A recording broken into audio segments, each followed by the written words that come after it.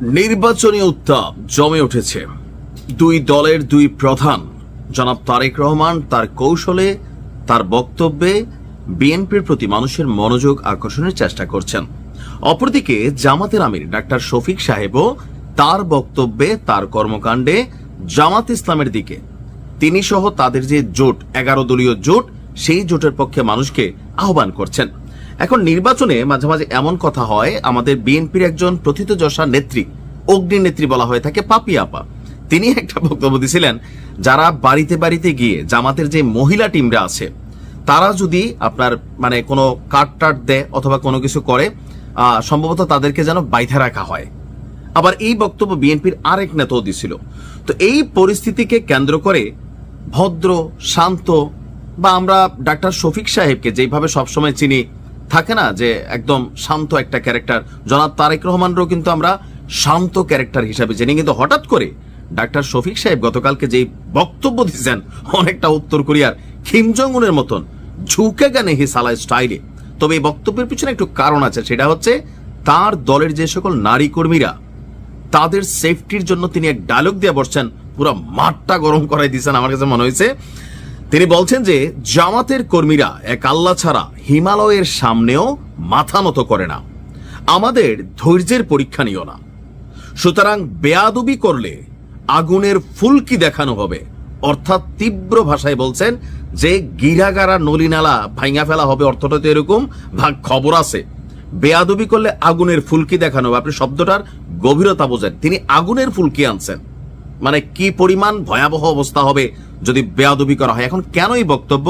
Background হচ্ছে গতকালকে বিকেল 5টায় চুয়াডাঙ্গা শহরের টাউন ফুটবল মাঠে আপনার যে নির্বাচনী জনসভা, সেইখানে তিনি বক্তব্যের এক পর্যায়ে বলছেন যে দিশেহারা কেউ কেউ জনগণের ভোটে পরাজিত হওয়ার ভয়ে 11 দলের পক্ষে যে সকল মা বোনেরা নির্বাচনী ক্যাম্পেইনে যাচ্ছেন তাদের সাথে অমানবিক আচরণ করছে, অভদ্র ব্যবহার করছে। আমাদেরকে নতুন করে সুরসুরি দিও না, আমাদেরকে পরীক্ষা করার কিছুই নাই। এরপর তিনি বলছেন 24-এর বিপ্লব ছিল আপনার বুলেটের বিরুদ্ধে বিপ্লব, আসছে 12ই ফেব্রুয়ারির বিপ্লব হবে ব্যালটের মাধ্যমে বিপ্লব।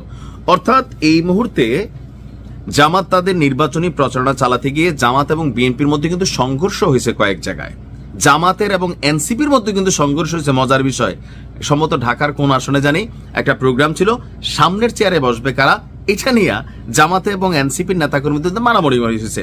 বিএনপির সাথে অনেক জায়গায় বিচ্ছিন্ন সংঘর্ষের ঘটনা ঘটছে।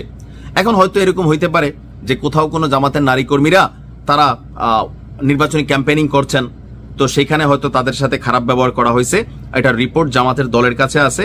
সো কর্মীদের মনোবল চাঙ্গা করার জন্য যে অস্ত্র জমা দিছি, ট্রেনিং কিন্তু ভুলি নাই। জামাতরে দূরে দূরে বাহিরে বাহিরে যতটা মনে হয় যে মাছটা ভাইজা উল্টাইয়া খাইতে জানে না, জামাত কিন্তু এজ এ তাদের বি টিম আছে, যারা জামাতের খুব কাছাকাছি যান নাই, মিশন নাই, অনেকে কিন্তু বোঝেন না, জামাতের একটা ক্যাডার গ্রুপ আছে, তবে এটা প্রকাশিত না। আমাদের এলাকায় অন্যান্য যে দলগুলো আছে আমরা, তাদের ক্যাডাররা বুকের চেন টেন খুললা, চশমা দিয়ে গলায় মোটা, হ্যাঁ বেটা হে সালাম আলাইকুম ভাই, এরকম। জামাতের যে ক্যাডার, আসসালামু আলাইকুম, ভালো আছেন, দুপুরে খাবারটা খেয়েছেন, বুক মিলাবে। কিন্তু যখন ক্যাডারিং করতে যাবে, ভাই আরেক ক্যারেক্টারে কিন্তু আছে। এটা জামাতের যারা লোক তারা কিন্তু ভালো করে জানেন, তাই না? কুমিল্লা যদি কোনো ঘটনা ঘটানো হবে, তাহলে কক্সবাজার থেকে জামাতের ক্যাডার গ্রুপ আসে, 10 মিনিটে 1 ঘন্টায় ঘটনা ঘটে, যার যার রাস্তায় সে, হয়তো কোনো মসজিদের ইমাম অথবা কোনো অফিসের কেরানি, আপনি খুঁজেও পাবেন না। জামাতের রাজনীতি খুবই বিচক্ষণ, আওয়ামী লীগ টেরি পায় নাই তলে তলে কেমনে খায়া ফেলছে। সো এই জায়গাটাতে জামাত আমিরের যে বক্তব্য, আমি এই যাবৎকালীন নির্বাচন ক্যাম্পেইনিং এ বা গেল 18 মাস ওনার এরকম বক্তব্য শুনি নাই, কিম জং উন স্টাইলে নাকি। যাই হোক, ভালো থাকুন। নির্বাচনকে কেন্দ্র করে কেউ কারোর সাথে কোনো সংঘর্ষে জড়াবেন না, সহিংসতায় জড়াবেন না। জনগণের কাছে যারে ভাল লাগে সে তারই ভোট দিবে। এক প্রার্থী যখন অপর প্রার্থীর নামে গিয়ে বিষাদাগার করেন, তখন যারা সচেতন মানুষ তারা আপনাকে অপছন্দ করে।